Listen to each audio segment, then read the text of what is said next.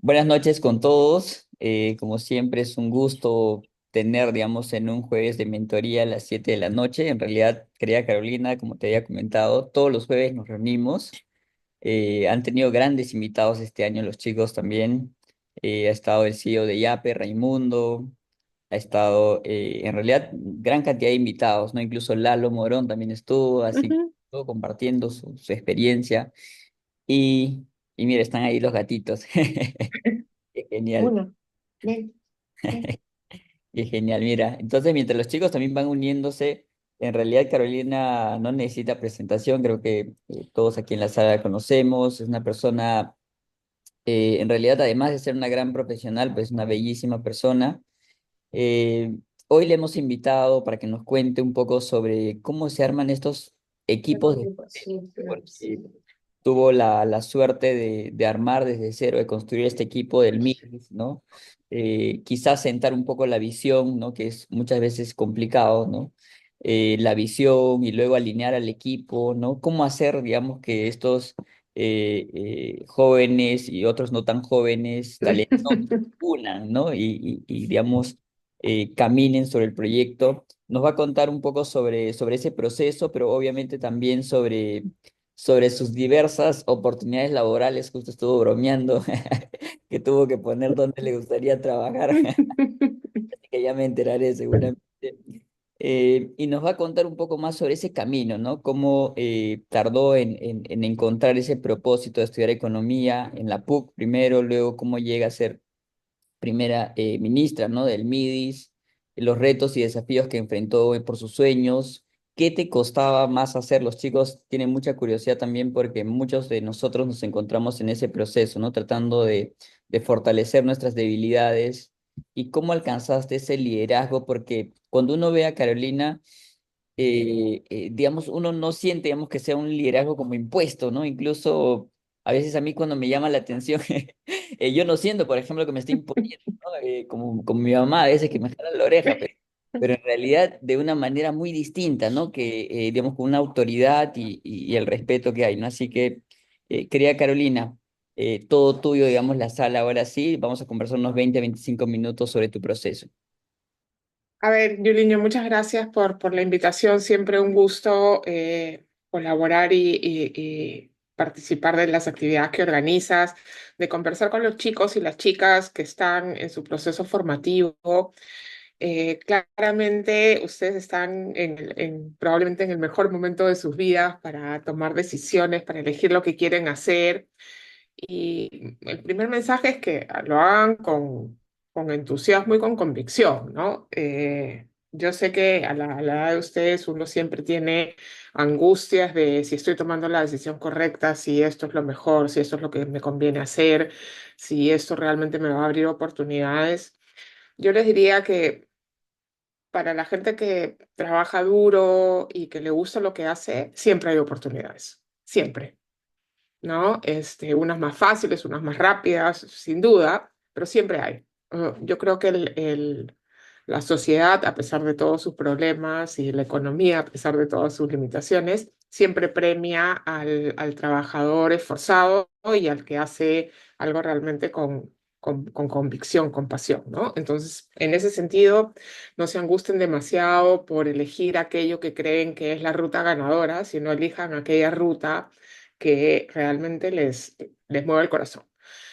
Pero a veces es difícil encontrar esa ruta, ¿no? Y uno tiene que ir probando cosas.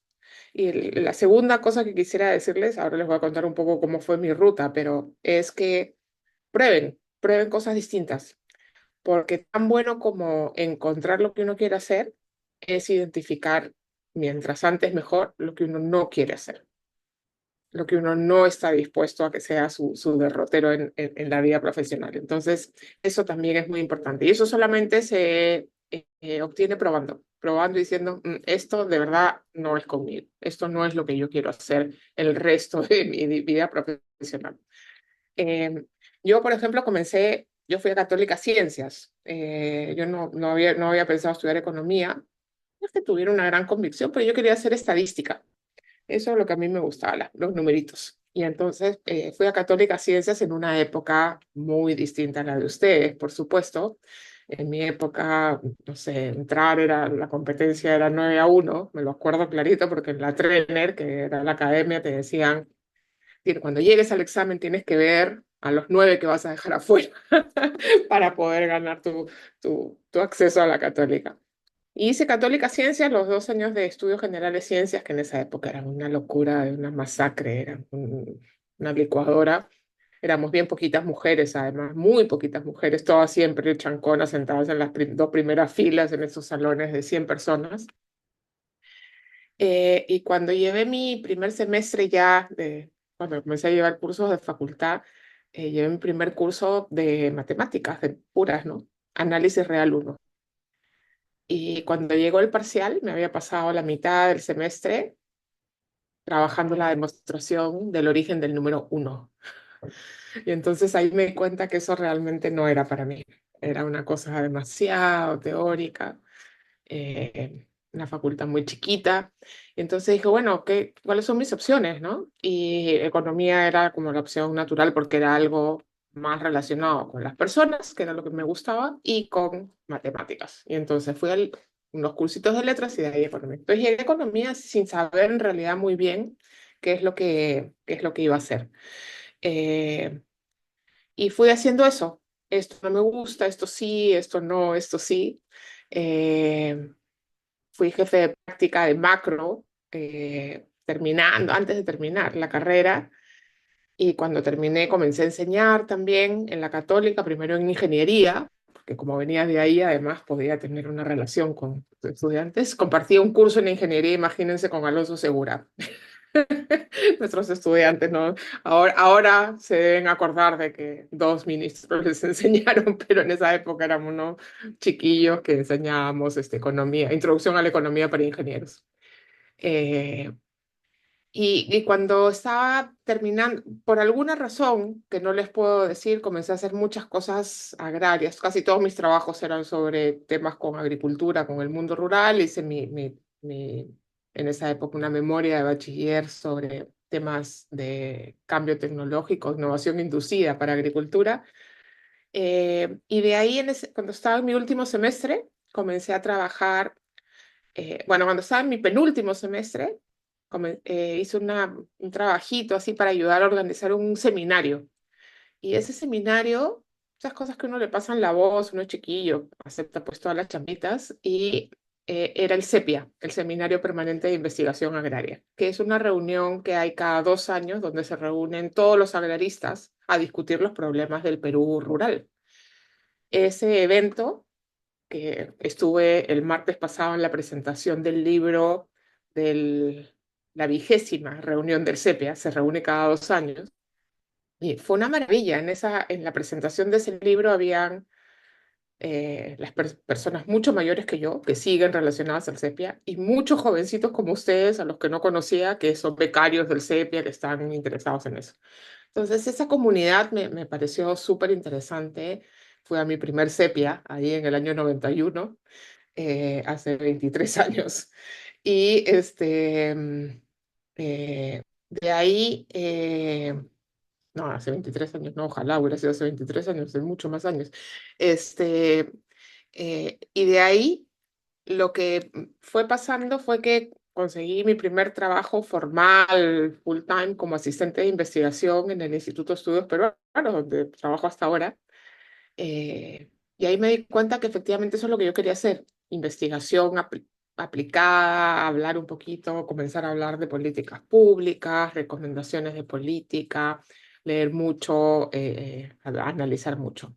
De ahí me fui de maestría gracias a una beca que me gané de USAID, que me permitió ir a hacer la maestría a Estados Unidos. Me fui 2 años, hice una maestría en economía agraria, entonces me quedé muy ruralista. Ahí comencé a trabajar crédito agropecuario, y cuando regresé de la maestría, volví al IEP ya a hacer un proyecto. Y ahí pues son importantes los mentores también, ¿no? Cuando antes de irme de maestría, había venido al Perú a hacer su trabajo de campo para su tesis doctoral Roxana Barrantes, investigadora del IEP también. Y ahí nos conocimos y nos hicimos, empatamos muy bien, nos hicimos muy amigas, hicimos un proyectito juntas sobre bosques que era parte de las secuelas de la tesis doctoral de Roxana. Y Roxana regresó al Perú al año siguiente, entonces trabajamos juntas como un año y ella me empujó mucho a irme rápido de maestría, que tenía que irme, que tenía que hacerlo.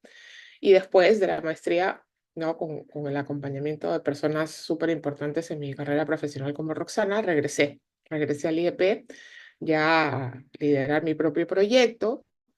Eso era el año 96. En el año 97 postulé para ser miembro de la Asamblea del IEP, que es una asociación civil, y a partir del año 97 entré al consejo directivo del IEP. Entonces ahí también las cosas cambian, porque ahí te das cuenta que tu vida profesional no es solamente hacer tu trabajo, en mi caso que era investigadora, mi proyecto de investigación y publicar, sino también comenzar a contribuir con las organizaciones en las que uno participa para aprender de esas organizaciones, a contribuir a su desarrollo, a su liderazgo, ¿no? Eso fue el 97. Ese año también me fui a hacer una pasantía larga a la FAO en Roma, también mundo agrario, para conocer un poquito. Ahí dije, esto no me gusta, nunca voy a trabajar en esta organización". Después trabajé un año y medio en esa organización, pero tampoco me gustó tanto. Eh, y de ahí regresé al IEP, seguí haciendo mis proyectos. En el año 2001 me eligieron directora del IEP. De hecho, he sido la directora más joven del IEP, en esa época tenía 30 y pocos años y me tocó dirigir que es un think tank de ciencias sociales, donde los economistas además somos los menos, ¿no? Y aquí me quiero detener a contarles una cosa que es bien importante y que marca mucho también cómo uno quiere caracterizar su vida profesional. Eh, el trabajar en el IEP y el haberme hecho muy tempranamente miembro de este colectivo de agraristas del CEPIA, obliga sobre todo a los economistas, en particular a los economistas, a que aprendamos a hablar en castellano estándar y a que nos esforcemos por comunicar de manera sencilla qué es lo que estamos investigando, por qué lo estamos, resultados estamos encontrando. Muchas veces los economistas, cuando hablamos entre economistas, hablamos, como dicen mis colegas del IEP, llenos de letras griegas, llenos de palabras incomprensibles para el resto de los mortales.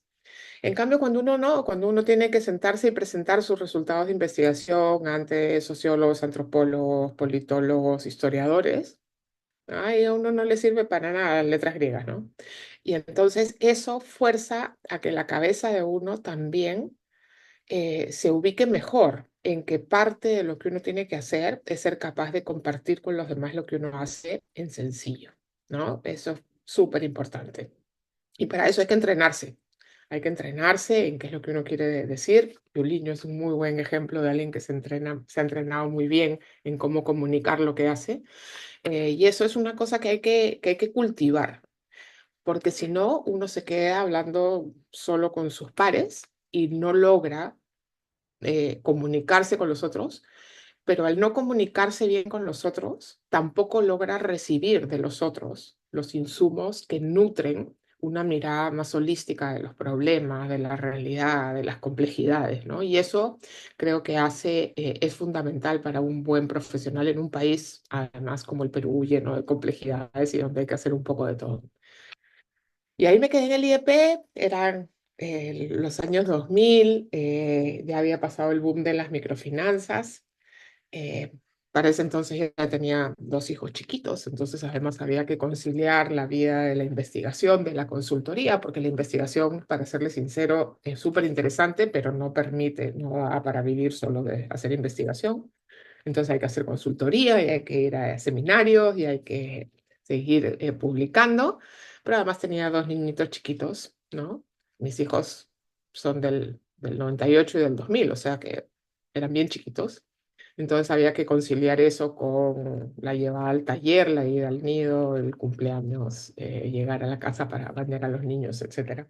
Todo el mismo paquete en las mismas 24 horas. Pero se puede. No es súper fácil, pero se puede. Y una de las grandes ventajas de la vida de un investigador o de un consultor es que hay mucha flexibilidad que hace más fácil compatibilizar la vida doméstica y las obligaciones familiares con la vida laboral.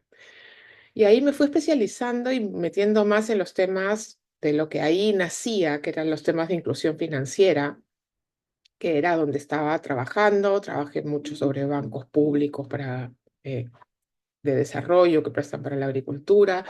Y el tema de la inclusión financiera cobraba mucha vida, ¿no? Hacia finales de la década de los 2000 comencé a trabajar en un proyecto con alcance internacional para tratar de convencer a los países, los gobiernos de los países que estaban haciendo en esa época recién comenzando a hacer programas de transferencias monetarias condicionadas, que eso era una muy buena oportunidad para hacer inclusión financiera a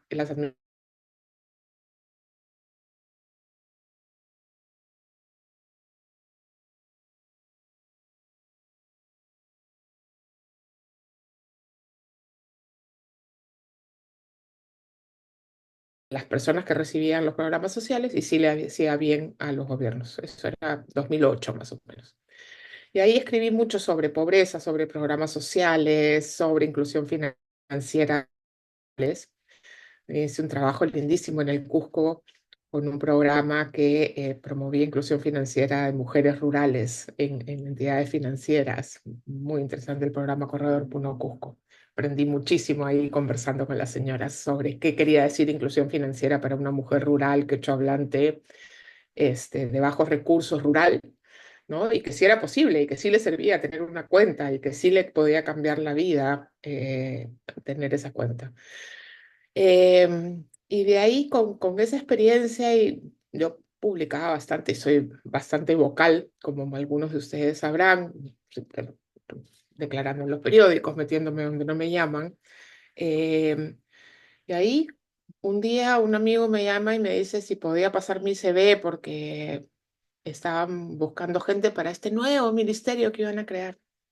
Y efectivamente, a la semana o 2 semanas me llaman de Palacio y el presidente quería entrevistarme. Yo conocí al presidente Humala cuando me entrevistó en ese momento, cuando él se había dado cuenta que ya habían creado el MIDES en el Congreso y que él quería asegurar que el MIDES funcionara y que por lo tanto quería poner a alguien técnico independiente a la cabeza del MIDES.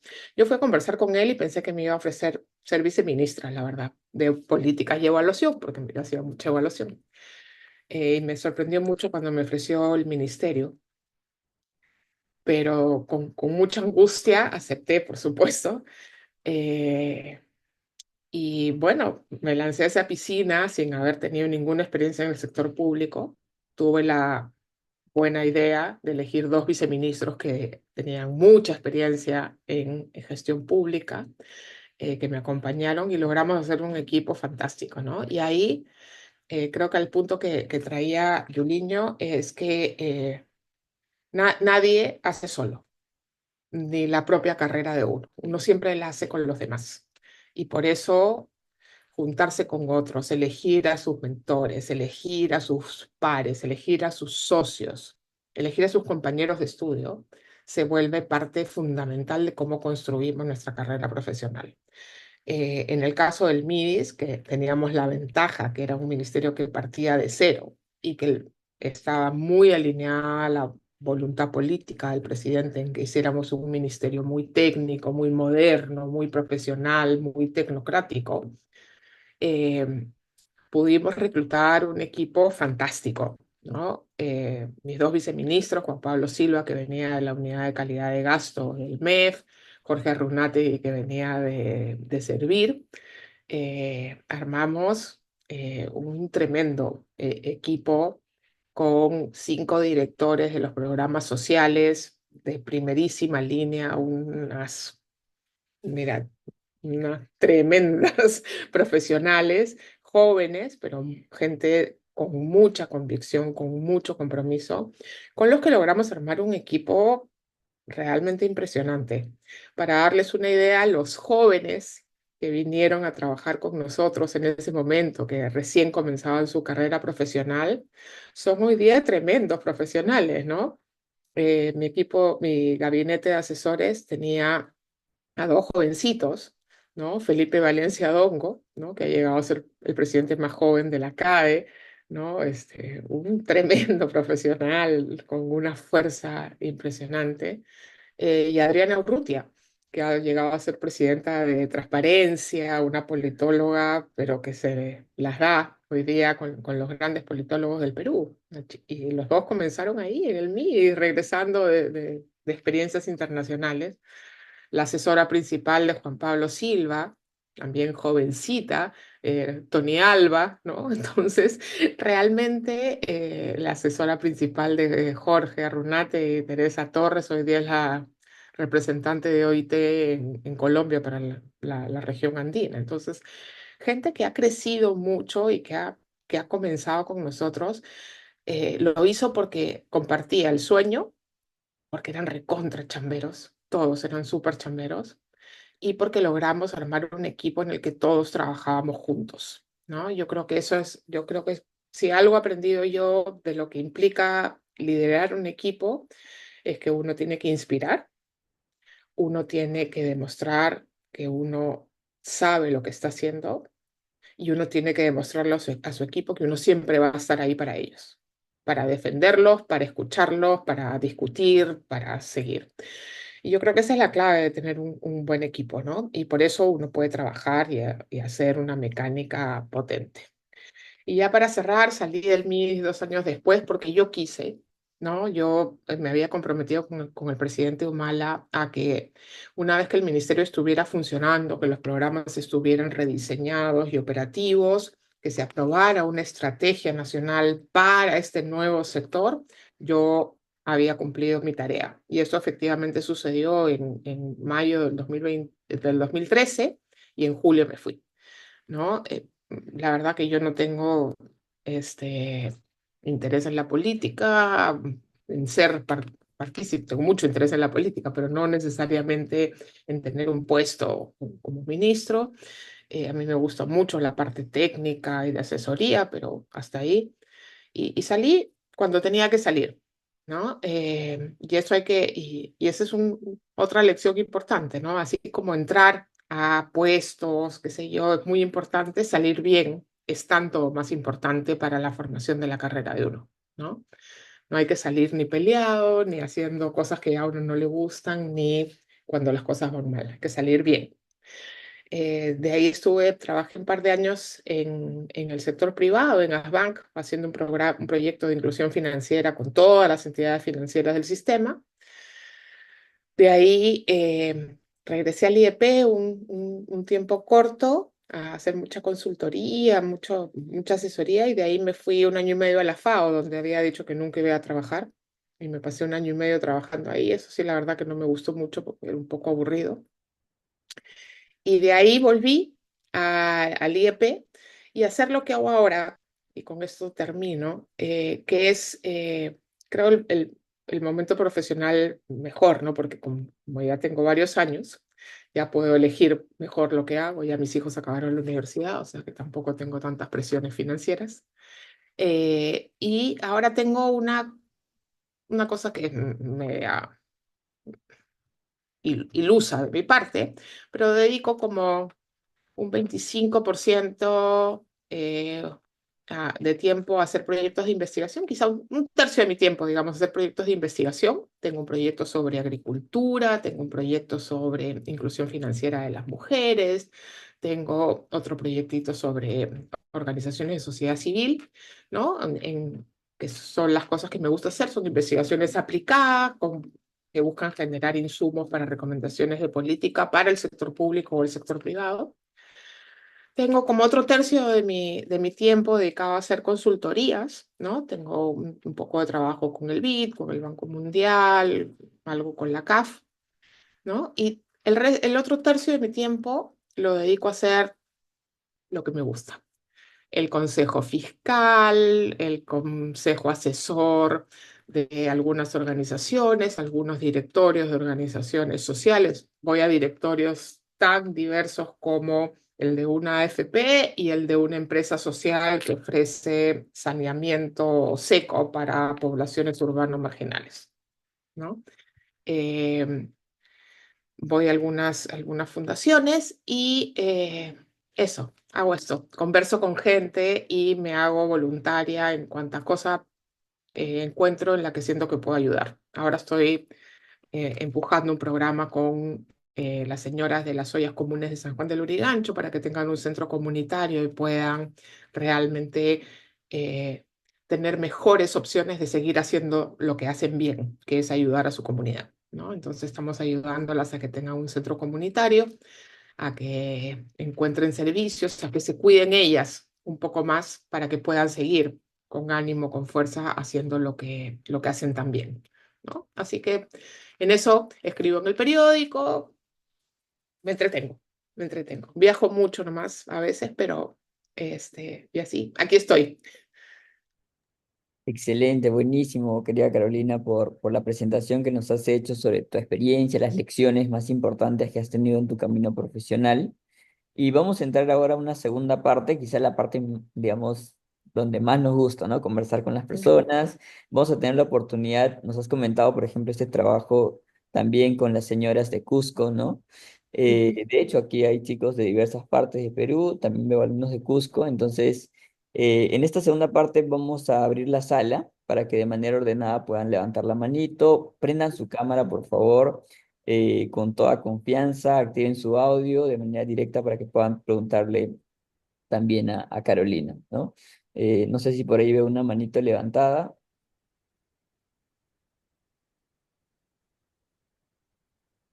A ver, mientras los chicos van agarrando confianza para romper el hielo.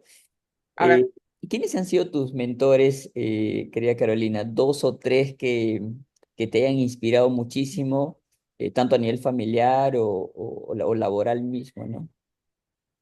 a ver, como les decía, Roxana Barrantes en lo profesional fue muy importante porque era joven todavía y yo la veía como algo muy cercano, ¿no? Me ayudó mucho, larguísimas conversaciones y ella me ha apoyado mucho en toda mi carrera, siempre, ¿no? La verdad que a Roxana le tengo ha sido muy importante en mi formación.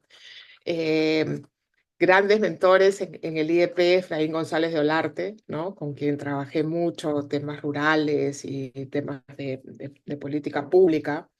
Hice algunas de mis primeras publicaciones con él. En el mundo de los agraristas, yo te diría que algunos internacionales, ¿no? Michael Carter, Alain de Chambry, ¿no? Gente con la que he tenido el privilegio enorme de trabajar. Ahora mismo tengo un proyecto con Tom Reardon, que es un profesor setentón de Michigan State University, pero son esas mentes brillantes que saben de un tema y lo saben todo, han sido mentores súper importantes, ¿no?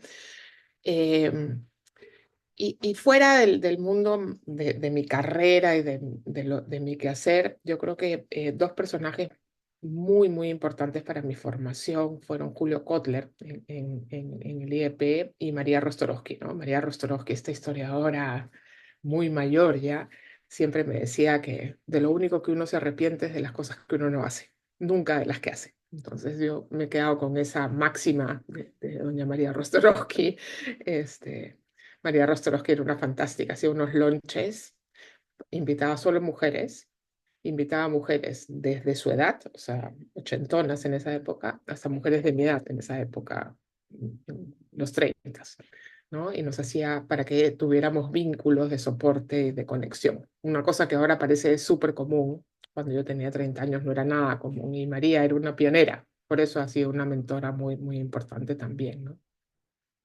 No, excelente, excelente. Y de hecho aquí tenemos a muchas chicas también, ¿no? Así que por favor, vamos levantando la manita también. No sé si hay una mano por ahí levantada. Anímense, por favor, chicas y chicos. O sea, realmente esta oportunidad de conversar con Carolina. Hace algunas semanas me decían, quiero conversar con Carolina. Bueno, ahora sí. Adelante, Abraham. Buenas noches. ¿Cómo estás? Buenas noches, ¿se me escucha? Sí, muy bien. Sí. Yo quería comentarle a Carolina que yo también había llevado con la profesora Barrantes y que, bueno, tiene su personalidad y, bueno, sí, también sabe mucho Es dura, pero es sí, dura. sí, de verdad, sí. Pero sí se aprende bastante con ella. Lleva un curso de investigación, seminario de investigación con la profesora. Y quería preguntarle, bueno, mi pregunta viene por esa línea. ¿Qué recomendación podría darle a un estudiante que quiere, como que desarrollarse en ese campo de investigación, que no es muy demandado, es un poco más complicado, por ejemplo, que en comparación a finanzas, que hay mucha más demanda laboral? En cambio, en investigación es un Ujú. poco más complicado, como que, ¿cómo se podría empezar? A ver, yo te diría dos cosas ahí. Una es que dentro del mundo de la investigación hay como dos grandes vertientes, ¿no? Que se pueden combinar, pero que hay que tener claro que hay dos grandes vertientes. Una es quienes quieren hacer investigación muy académica o casi exclusivamente académica, ¿no? Donde lo que quieres es dedicar tu vida a ser profesor universitario, estar condenado a los ciclos de la publicación en los journals Q1 de Scopus, porque si no se te va la vida, ¿no? Y esa es una ruta que algunos siguen y que está muy ligada a la vida universitaria, ¿no? Yo tengo un joven colega con el que trabajo mucho, que fue mi asistente cuando salí del MIR, justamente cuando él era muy jovencito, lo debes conocer también, Jonathan Clausen, que ha tomado esa ruta, ¿no? Él quiere ser un investigador, profesor universitario, investigar y publicar, y eso es lo que le interesa a él. Y él ha hecho la ruta correcta. Yo creo que él es un muy buen ejemplo a seguir. Trabajó primero como asistente en jefe de práctica en la Católica, después como profesor, de ahí se fue a hacer el doctorado, se fajó haciendo el doctorado en Inglaterra, acaba de sacar su doctorado hace un año más o menos, y ya es profesor nombrado en la Católica y publica como loco y le va a ir bien, ¿no? Esa es una ruta en esa. Pero ahí tienes que meterte al mundo universitario, sin duda. Y puede ser en la universidad privada, pero también en la universidad pública, que tiene hoy día bastantes mejores condiciones, a pesar de todos los maltratos a la reforma. Sí genera una oportunidad importante y tiene la riqueza y el complemento que te permite ese contacto con los estudiantes permanentes, ¿no? Que es muy enriquecedor.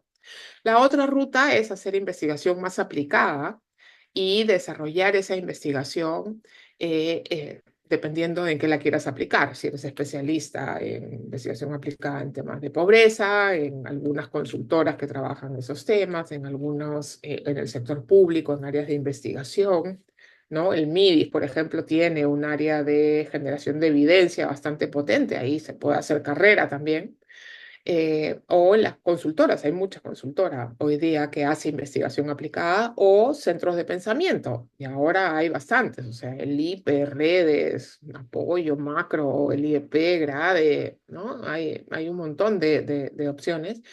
Y ahí hay que comenzar de abajo, porque en el mundo de la investigación lo que sí pesa es la experiencia y la especialización. Entonces uno tiene que meterse en la ruta ahí y al principio hacer pues millones de corridas y cuadros estadísticos y escribir un poquito y después escribir mucho y hacer menos corridas y cuadros estadísticos. Pero yo te diría que tienes que elegir una de esas dos rutas, ¿no? Para ver por dónde quieres, qué tipo de investigación quieres hacer y qué carrera de investigador quisieras hacer. ¿Qué, Buenísimo, profesor? buenísimo. Y solamente para recordar, justo cuando escribimos el libro con Waldo, nos tocó como comentarista a Roxana, así que me No, hiciste es acordar. brava, es brava. Es súper brava, es mi amiga, yo la quiero y como les digo, una de mis mentoras. Y yo sé, ella es súper dura, ¿no? Es exigente, es implacable, digámoslo así, pero es un puro corazón, ¿no? O sea, en el fondo es buena. Lo que pasa es Y que nos, es dura. y nos sirvió muchísimo porque eso fue en el borrador que lo presentamos en la PUC y lea luego. La presentación formal ya fue mucho más tranquilo. Tenemos, mira, una manito de Fisher. Buenas noches, Fisher, ¿cómo estás?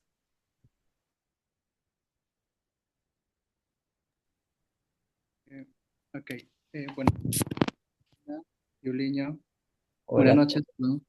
Buenas noches. Mi pregunta era, en el momento de que usted estaba trabajando en el Ministerio de Inclusión Social y Desarrollo, ¿qué factor clave consideró eh, en las personas que usted atrajo a su equipo para decir que ellos sí son los que necesita en ese momento? A ver, Yo te diría que dos características eran imprescindibles, no negociables. Uno, una trayectoria destacada en el sentido de compromiso, chambero. A mí no necesitábamos a la gente más brillante del mundo, necesitábamos a la gente realmente que se iba a fajar por el ministerio. Y eso es un tema de trayectoria, uno lo ve en la trayectoria de los profesionales.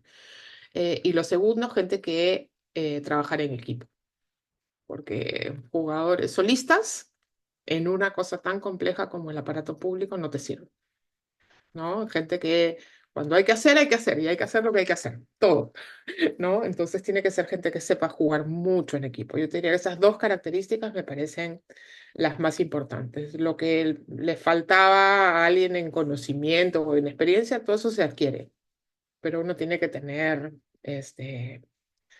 sí, probada trayectoria en que uno se va a fajar por algo. Y la verdad que con bien poquitas excepciones, casi toda la gente que entró en el principio del MIS estuvo en el MIS por lo menos hasta que yo me fui, ¿no? Y eso es eso, equipo, gente conjunta.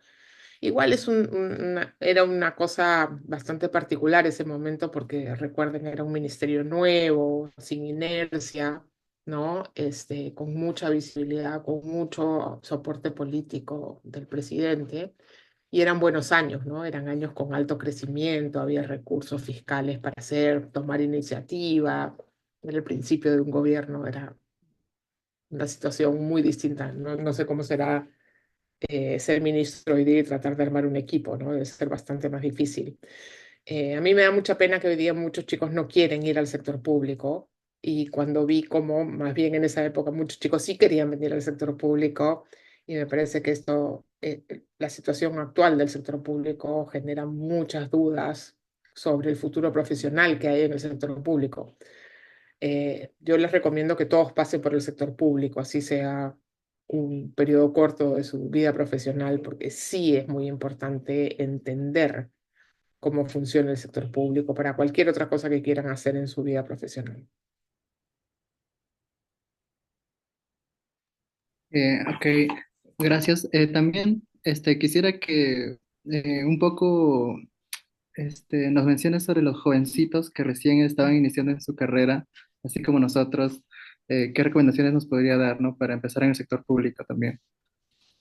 Primero que tienen que ser realmente apasionados de lo que quieren hacer. Yo creo que a esos jovencitos que contratamos en ese momento, la mayor parte de ellos nos convencieron porque tenían ganas, tenían demasiadas ganas de comerse el mundo, de aprender, de hacer, de ir a ver, de gestionar, de aprender realmente. Y eso es una cosa que cuando les toque ir a una entrevista, yo creo que eso es una cosa muy importante de transmitir. No solamente que saben que les fue bien en la universidad, que aprendieron, que están preparados, sino que quieren hacer más, que tienen ambición, que tienen fuerza para seguir y que no es que van a ir a sentarse en un escritorio a esperar que alguien les diga lo que hacen, sino que ustedes van a tener iniciativa, porque eso es lo que hoy día manda en el mercado laboral, ¿no? Quien quiere hacer. Ok, Buenísimo. muchas gracias. Le puedo hacer una pregunta más, pero va sobre Sí, inclusión financiera. sí, dale. Ok, en base a su experiencia, ¿qué lineamientos considera que son importantes para que la inclusión financiera mejore mucho en el Perú? Porque todavía creo que falta. A ver, falta todavía bastante, pero hemos avanzado un montón, ¿no? En el 2011, 20% de los peruanos tenían al menos una cuenta en el sistema financiero. Hoy día, 60%, ¿no? Es un cambio enorme. O sea, no hay que desdeñar los avances.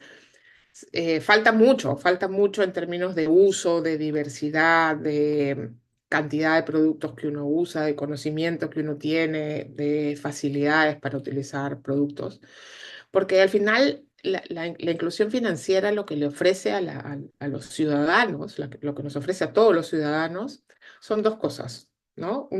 Es como que nos da una caja de herramientas donde cada uno de nosotros puede elegir qué herramienta usar en qué momento. Entonces, a veces yo necesito crédito, a veces necesito ahorros, a veces necesito un seguro, a veces necesito un ahorro a largo plazo, ¿no? Me dan muchas herramientas y yo elijo. Para muchos peruanos que recién se incluyen financieramente, su caja de herramientas es bien flacucha, ¿no? Tiene como una o dos herramientas. Lo que necesitamos es que todos tengamos una caja de herramientas donde podamos abrirla y escoger realmente esa herramienta que nos sirve, que nos resuelve un problema, que nos permite ser más eficientes, hacer mejor, estar más seguros, ser más resilientes. Entonces, creo que todavía la caja de herramientas que nos da la inclusión financiera en el Perú es una caja chiquita, modestita, ¿no? Y hay que hacerla crecer, ampliarla. Y lo segundo que te da la inclusión financiera es que cuando estamos incluidos financieramente, estamos conectados, somos parte de una red enorme de todas las personas que están incluidas financieramente, con las que podemos intercambiar dinero, pero también donde generamos información, donde estamos conectados con todos los demás, con el Estado, con proveedores, con compradores, con empleadores, a través del sistema financiero. Sin embargo, esa red todavía hoy día no es perfecta, ¿no? Todavía no permite que la conexión entre todos los que estamos en esa red sea fluida, sea proactiva, genere más valor para cada nuevo conectado. Entonces tenemos que mejorar la interoperabilidad, la fluidez en la que se mueven los recursos y la información en esa red para que la inclusión financiera sea más efectiva. Entonces creo que esas dos dimensiones de la inclusión financiera todavía tienen un montón de espacio para mejorar en el Perú, para asegurar que cada ciudadano tenga acceso a esa red y esa red le sea útil y tenga una caja de herramientas que le permita y capacidad financiera para elegir qué herramientas usar en qué momento. Creo que esas dos analogías ilustran dónde estamos, ¿no? Entonces todavía hay mucho que hacer, profundizar la inclusión financiera para los que ya están, darle más valor y anchar la cajita de herramientas que nos da la inclusión financiera. Hay mucho trabajo por hacer todavía, porque mientras más inclusión financiera tengamos, mejor vamos a estar, más seguros, con mayor capacidad de crecer, vamos a ser más efectivos, más resilientes. Pero los países que tienen más inclusión financiera crecen más, reducen desigualdad. Y si tienen una buena regulación, como el caso peruano, generan mayor estabilidad financiera. Entonces es una buena idea que haya más inclusión financiera, no solamente para los que están excluidos, sino incluso para los que estamos incluidos financieramente. Mientras más inclusión financiera hay, estamos todos mejor. Muchas gracias, me aclareció varios puntos, muy amable. Gracias, Fisher. Excelente, excelente, querida Carolina. No sé si hay otra manito levantada por ahí también. A ver, no sé si... Bueno, bueno, sí, Yasmín. Buenas noches, Yasmín. Buenas noches, ¿qué tal, profesor Yulino? Un gusto, Carolina Trivelli, muy feliz de verla, aunque sea un poquito más cerca a través del medio virtual.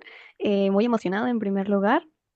Y bueno, a lo largo de esta exposición acerca de la mentoría, quisiera preguntar desde su vasta experiencia, ¿cuál considera que para los proyectos técnicos son los aspectos fundamentales que uno debe tener en cuenta para lograr ese impacto deseado?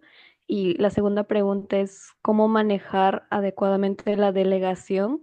Porque si trabajas con grupos, es como inevitablemente, usted como comenta, eran chibolitos los que entraron la primera vez y es que, o sea, hay conocimientos que aún no se manejan y conocimientos que obviamente recién por experiencia van a ser explorados. Entonces, ¿cómo confiar en esas personas que recién estamos empezando? A ver, voy a comenzar por lo segundo, ¿no?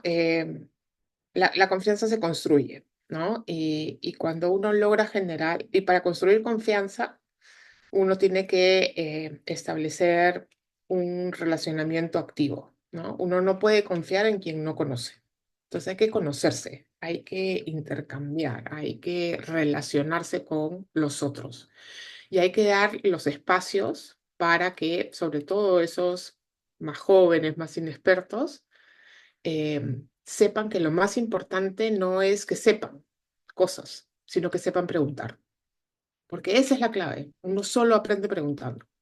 Y entonces hay que generar esos espacios de confianza donde siempre se pueda preguntar, porque es ahí donde uno comienza a generar esas relaciones formativas, ¿no? Y de desarrollo profesional. Y eso nos pasa a todos, a los más chicos con menos experiencia y a los más grandes cuando nos enfrentamos a temas que no conocemos, ¿no? Pero la construcción de confianza es un proceso hoy día más que nunca en un país con tan bajos niveles de confianza interpersonal como el Perú, que hay que hacer intencionalmente, hay que generar esa confianza. Y no hay forma de generar confianza si no generamos espacios de relacionamiento. Por eso ahí Yuliño tiene una estrella en la frente, porque eso es lo que hace él todo el día, genera no solamente una oferta educativa, ¿no? Y formativa, sino espacios de relacionamiento. Y eso tiene un valor hoy día muy impresionante en el Perú. Lo segundo, sobre tu otro punto de la propuesta técnica, yo creo que lo clave es ser bastante modestos con lo que sabemos, eh, escuchar mucho, mirar mucho la realidad, ¿no? Y les voy a poner un ejemplo, esto hoy día en una discusión sobre un tema muy agrícola, en el cual como siempre sucede, la idea brillante de política pública es, no, hay muchos intermediarios en esta cadena, hay que saltarnos algunos intermediarios, en vez de preguntarnos cuál es el valor que cada uno de estos intermediarios le está dando a la cadena, porque por algo están ahí, ¿no? Y si me los vuelo por traer algo más eficiente, quizá voy a perder otros servicios que ese intermediario le está dando a la cadena. ¿No? Entonces siempre hay que estar como cuestionándose con el principio de realidad, ¿no? Porque todos estamos llenos de buenas ideas, pero cuando uno las pone en contraste con la realidad, a veces hay que revisar las ideas de uno, ¿no? No ser tan soberbios y más bien ser más humildes frente a las complejidades de la realidad, frente a las miradas de otras disciplinas, frente a las trayectorias y a las experiencias de los demás actores con los que uno interactúa. Ahí es donde se crean las soluciones que son efectivas, ¿no? Esas que son a prueba, ¿no? Que pasan la prueba del doble check de la realidad, que pasan la prueba de ser asumidas por otros profesionales. Ahí es donde realmente logramos generar propuestas que son transformadoras. Ninguna propuesta es una bala de plata que lo resuelve todo y que es aséptica y pasa. Eso, la verdad que pasa bien poquitas veces, ¿no? El grueso de los problemas son complejos, entonces las respuestas tienen que ser complejas, ¿no? Y más bien cuando tratamos de simplificarlas demasiado, terminamos haciendo una cosa que es bien boba, ¿no? No logramos agarrar la carne del problema. Entonces siempre hay que estarse cuestionando y cuestionando, pucha, si esta es la respuesta y fuera tan fácil, ¿por qué a nadie se le ha ocurrido hacerlo antes? Porque ya no se hizo, ¿no? Porque quizá ahí hay muchas de las cosas que nos van a hacer reflexionar y mejorar esa propuesta, ¿no? Y hay que ser humildes, muy humildes con las cosas que uno propone, con las ideas brillantes que uno tiene.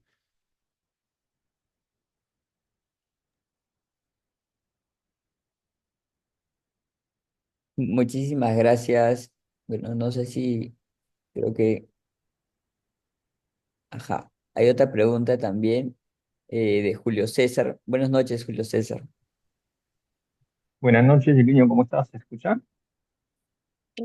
Perfecto. Sí, ya, perfecto. Perfecto, bueno, acabo de salir del salón un ratito. Mire, yo quería estudiar, hay una maestría en gestión en políticas públicas de la Pacífico, y por ahí también creo que en la Católica. Y a mí me interesaría saber si es que realmente, o sea, para alguien que no tiene tanto, yo no tengo una trayectoria en el área pública, pero más en la privada, en el sector salud, como en el área, bueno, comercial en general. Entonces, pero sí me interesa hacer un cambio en la sociedad, sobre todo en el área de salud que estoy un poco vinculado, ¿no? Me gustaría haber sido de repente médico, pero yo he estudiado fisioterapia. Y sé que hay mucha falta de descentralización de los servicios de terapia física, oncología, ¿no? Algunas atenciones especializadas para niños, por ejemplo, ¿no? Que lo tenemos acá en Lima, por ejemplo, en San Borja. Ujú. Entonces, ¿qué tanto se puede mejorar el tema de las políticas públicas, o qué tanto se puede influenciar, ¿no? Porque lo que tenemos nosotros en el problema en el sector público es un vacío tan fuerte o una debilidad tan grande que la corrupción sigue siempre, no solamente se mantiene, sino que aumenta, ¿no? Ujú, Y vuelve algo que lamentablemente es un daño terrible, ¿no? Porque le estás quitando recursos a niños que tienen anemia, a personas que necesitan o tienen enfermedades raras, oncológicas, ¿no? Servicios de salud, medicinas, ¿no? Que lleguen a tiempo, porque no es lo mismo pues atender a una persona que necesita por una urgencia, una emergencia, atenderlo pues después de un día, 2 días, 3 días, o de repente quedándose en el corredor del hospital ahí 2, 3 días esperando una cama, ¿no? ujú, Entonces eso es grave. Ya el golpe fuerte nos lo ha dado la pandemia, pero no hemos aprendido y no tenemos una respuesta. No ha habido un cambio real, ¿no? Después de ujú. todo este efecto de la pandemia. ¿Mm? Lamentablemente es eso y por eso es que me anima a estar en el sector público. Pero, o sea, realmente cuando me dicen, oye, ¿vas a estar en el sector público? Tienes a las asociaciones de trabajadores, la 276, la 728, tienes las CAS, los contratados, los que no están contratados. Entonces, y ellos te pueden sacar un ministro en una huelga, ¿no? Y dicen, no estás asegurado en nada, vas a perder el tiempo, vas a perder tu tiempo, tu trabajo y todo eso, ¿no? Entonces te ponen como que entre la espada y la pared para escoger eso. Y a mí me da eso, ¿no? Como que una persona que de repente ya ha tenido un poco más de experiencia me puede dar un poco de luz sobre eso, ¿no? A ver, yo te diría que el sector público sí es complejísimo, como tú dices, porque es enorme, porque está lleno de reglas, ¿no? Y de trampas también, ¿no? Estos diferentes regímenes laborales complican todo, pero es un pequeño cambio que uno logra en el sector público tiene un impacto enorme, ¿no? Una pequeña modificación que uno logra hacer en un servicio, en una regulación, en una norma, qué sé yo, termina impactando a millones de personas. Entonces, claro, siempre nos gusta hacer como pensar que el éxito de alguien en el sector público es hacer una gran reforma que lo cambie todo. Bueno, yo creo que el mayor éxito en el sector público son los montones de funcionarios públicos que logran hacer una mejora en un aspecto de su accionar en el sector público que tiene impacto en tu caso, no sé, en los pacientes que atiendes en un sector, en la posibilidad de mejorar cómo se gestiona el hospital en el que trabajas o el centro de salud en el que estás. Eso es lo que realmente hace la magia al sector público, porque es un engranaje tan enorme que depende, por supuesto, del liderazgo, pero también de cada pequeña mejora que se hace en cualquiera de los pedazos del engranaje. Y por supuesto, para hacer que esas mejoras sean más sostenibles, tengan más impacto, estos espacios de formación en políticas públicas son muy importantes porque nos ubican como servidor público individual en esa maraña de engranajes, ¿no? Es un motor complejo en el que nos encuentra y hay que saber cómo funcionan esos engranajes para ver cuál es el que hay que mover, dónde hay que moverlo, cuándo es la oportunidad de moverlo, ¿no? El sector público parece una cosa sencilla, pero es una cosa muy, muy compleja porque además, como tú dices, está permeado por algunos eh, temas complementarios, la política, la corrupción, la contraloría, ¿no? Que son cosas que hacen mucho más complejas las decisiones y la acción, ¿no? La capacidad de hacer en el sector público. Pero insisto, siendo muy difícil, es donde realmente uno puede hacer pequeños cambios con tremendos impactos en las oportunidades y en el bienestar de los ciudadanos, en particular de los que menos tienen, ¿no? Que son los que más dependen del sector público. Claramente el sector salud y el sector interior deben ser los más difíciles, ¿no? En la actual coyuntura, pero también, insisto, un pequeño cambio que logras introducir en algo de lo que te toca hacer tiene un impacto directo en el bienestar de los ciudadanos. Y eso lo paga todo, ¿no? Yo en mis peores momentos de mayor crisis de ministra, cuando te sacan la mugre, todos te dicen que nada se puede, todo terrible, ¡ay! Lo único que hacía es, decía, bueno, no importa, voy a pensar en los adultos mayores de pensión 65, que a pesar de que esa pensión es pequeñísima, ¡ay!, se pueden comprar su frazadita y pueden pagar su recibo de luz todos los meses. Ya, bueno, no importa. Todo vale la pena por eso, ¿no? Y esas pequeñas ganancias son las que te permiten seguir, pero hay que meterse y entender la complejidad, ¿no? Entonces, yo te diría, sigue, dale, ¿no? Ahí no te desanimes por ningún motivo y más bien eso, si tienes la posibilidad de meterte a un proceso de formación que te ayude a entender el bosque y no solo el arbolito en el que trabajas, te va a ayudar a tener más incidencia y a ser más efectivo en la incidencia que tengas en la transformación del aparato público. Todos tenemos que trabajar en eso, sin duda. Ok, muchas gracias. Gracias, Carolina. Muchas gracias. Muchísimas gracias, Julio. Y bueno, ya para ir cerrando, querida Carolina, nos has regalado una hora y un poquito más de tu tiempo y lo agradecemos muchísimo en realidad. Hay dos preguntas con las cuales, bueno, todos nuestros invitados nunca se han salvado de estas dos A preguntas. ver. En realidad es un ping-pong nada más. Eh, la penúltima tiene que ver con ¿cuál es el libro, digamos, el libro o la lección, porque a veces nuestros abuelos, nuestros padres, ¿no?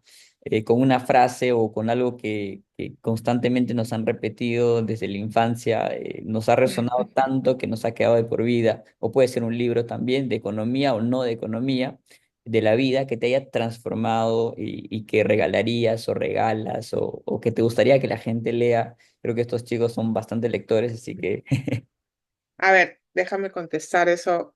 Hay demasiados libros que han impactado la vida de uno, ¿no? En distintos momentos, ¿no? Y eso creo que es súper importante. A mí un libro que me ayudó muchísimo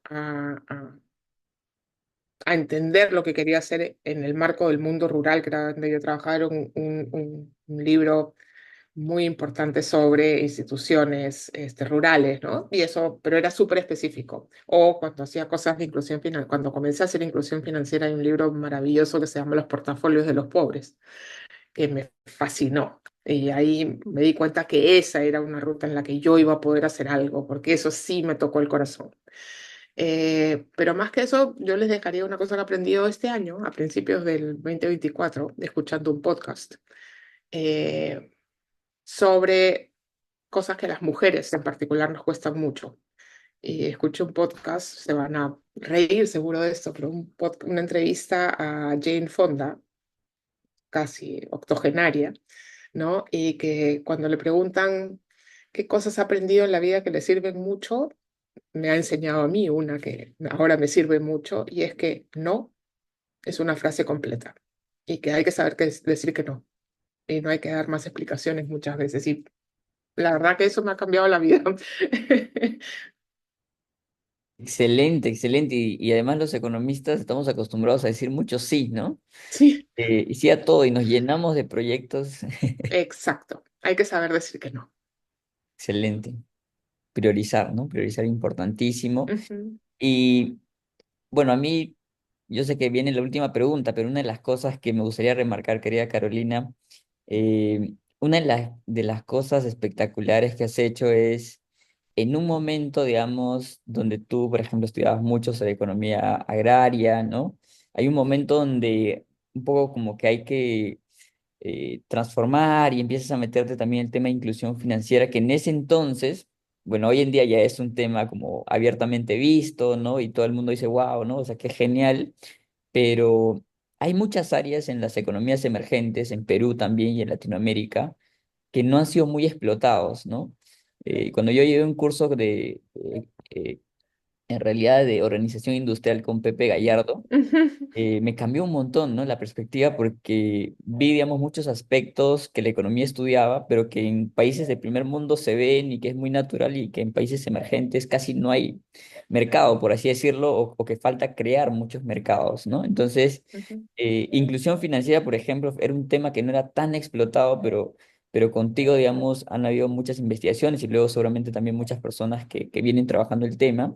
Ha sido como un campo explorado, ¿no? En esta parte del mundo. ¿Cuán importante es aventurarse, ¿no? A ello?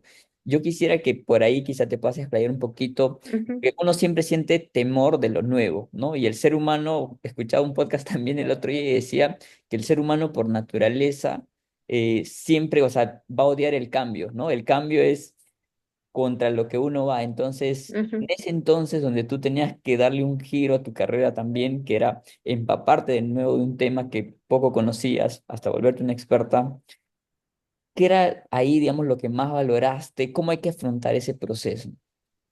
A ver, primero es un proceso que uno no elige conscientemente, ¿no? El tema te va llevando y esos temas nuevos que generan incertidumbre, que generan un poquito de angustia, de si vale la pena meterse en ellos, también lo que tienen que generar es mucha curiosidad, ¿no?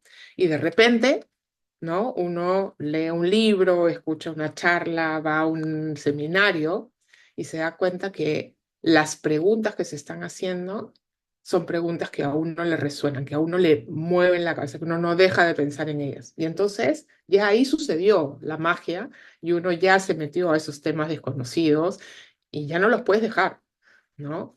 Eh, y pasa un poco de tiempo y uno encuentra libros como este que te digo, El portafolio de los pobres, que te dice, esa es la ruta, ¿no? Y ahí me voy a quedar, porque aquí hay una idea transformadora que sí me provoca seguir pensando, que sí me resuena para responder al por qué me ha interesado este tema. Y ahí se ordena todo, ¿no? Y eso es lo que suele pasar, ¿no? Uno entra y explora temas nuevos, nuevos campos de acción y de repente uno se queda ahí, ¿no? No te termina de resonar y exploraste un poquito y ya retrocedes porque no te resonó más. Y hay otros que te resuenan y se dan estas casualidades, lees el libro correcto, escuchas la conferencia correcta, el podcast correcto hoy día y sigues, ¿no? Y ahí se arma una trayectoria. Pero hay mucho ensayo y error, ¿no? Te puedo decir otros 10 temas en los que traté de meterme y no logré avanzar demasiado, ¿no? Porque, claro, uno después dice, ah, no, es que ese era mi tema. Claro, pero porque ya estás en el tema, ¿no? Uno no sabe eso cuando comienza y por cada derrotero positivo en el que uno logra generar una trayectoria, hay 8, 10, 20 temas en los cuales uno puso una patita y no funcionó, te botó, tú lo dejaste, no lograste empatar, no se dieron las condiciones, no apareció la casualidad que te ayuda a meterte del todo en el tema. Entonces también tienen que dejar un poco a la suerte, ¿no? Y a su instinto, a lo que les diga, a su tripa, ¿no? Hay cosas en las que uno se mete y no sabe bien por qué se ha metido, pero ahí sigue y de repente todo se alinea y funciona. Y hay otras veces que uno le pone todo el esfuerzo, la chamba, la intención a meterse un tema y no hay forma, ¿no? Este, yo he tratado a lo largo de mi carrera como 3 o 4 veces de meterme a temas de descentralización y no puedo, no encontré nunca qué es lo que yo podía aportar, siempre me terminó botando el tema. Y lo he hecho varias veces en mi vida por condiciones distintas, y no pude, y así como ese te puedo dar un montón de ejemplos, pero sí me metí en inclusión financiera, sí me metí en política social, sí me metí en pobreza, y bueno, ahí tengo ya más que suficiente para ocupar mucho más que mi tiempo disponible, sin duda. Buenísimo, buenísimo. Yo creo que nos quedan muchos aprendizajes de lo último que mencionas, ¿no? Uno ahí, por ejemplo, el tema de que fracasamos mucho, ¿no? Y Claro, en realidad los éxitos son muy poquitos, pero bueno, como dicen, ¿no? O sea, una persona exitosa es un, digamos, una persona que muchas veces fracasó o un fracasado que finalmente tuvo éxito. Entonces, no, ¿no? Y además digo, o sea, cada cosa que uno trata de hacer y no le resulta, te enseña que por ahí no es. Y ya te ahorra miles de horas de tiempo que ya no le vas a dedicar a seguir tratando de ir contra lo que tienes que hacer. Ya te vas a hacer las cosas que sí tienes que hacer. Y hay que escuchar las señales de uno mismo, hay que hacerse caso. excelente, excelente. Bueno, y la última pregunta, que sí es realmente la última, tiene que ver, has dejado muchas lecciones bonitas Carolina, digamos, sobre lo que hay que hacer, ¿no? Sobre las lecciones. Y quizá, digamos, si tú tuvieses que escribir algo en el cielo, y la idea obviamente es de que, para que todos lo vean, ¿no? ¿Qué sería eso que te gustaría compartir para que, no sé si todo el Perú o todo el mundo o todos los que estamos aquí podamos ver ese mensaje, ¿no? ¿Qué es ese mensaje que te acompañó toda tu vida o que te gustaría compartir? Es difícil, pero yo te diría que hay que tener objetivos grandes, ¿no? Hay que querer hacer cosas grandes, ¿no? Hay que querer llegar lejos, pero para llegar lejos no se necesita una escalera grande, se necesitan muchas escaleras chiquitas, ¿no? Y hay que ir armando tu escalera grande con muchas escaleras chiquitas. Eso siempre decía el doctor Kotler y yo eh, lo firmo, ¿no? Hay que saber bien, hay que tener ambición, hay que saber dónde uno quiere llegar, pero el camino no es esperar que tener la escalera perfecta, mecánica incluso, que te lleve a donde quieres llegar.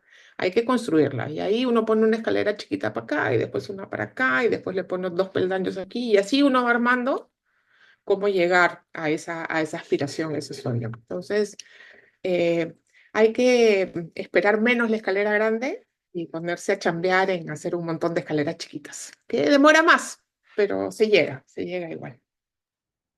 Excelente, mira de cuántas personas hoy nos has nutrido, querida Carolina, que han sido muy importantes en tu vida, que han sido lecciones para ti y que hoy en día nos compartes. Eso es quizá una magia, un lujo que tenemos nosotros de escucharte y escuchar a personas, digamos, que realmente tienen mucho que transmitir, tantos aprendizajes. Y bueno, habiéndote quitado más de 1 hora y cuarto casi, me No, disculpo feliz. y te agradezco en nombre de todos quienes hemos estado aquí. Así que muchísimas gracias, querida Carolina. Te mando un gran abrazo y no sé si te gustaría quizá despedirte con alguna palabra, frase. Sí, no, más bien muchas gracias por la invitación, siempre un gusto. Yuliño, tú sabes que tengo el mayor compromiso con los chicos más jóvenes. Ustedes son el futuro, ustedes son la fuerza vital de lo que va a mover este país y tienen que lograr hacerlo porque la verdad que tenemos una necesidad imperiosa de cambiar, de ser mejor.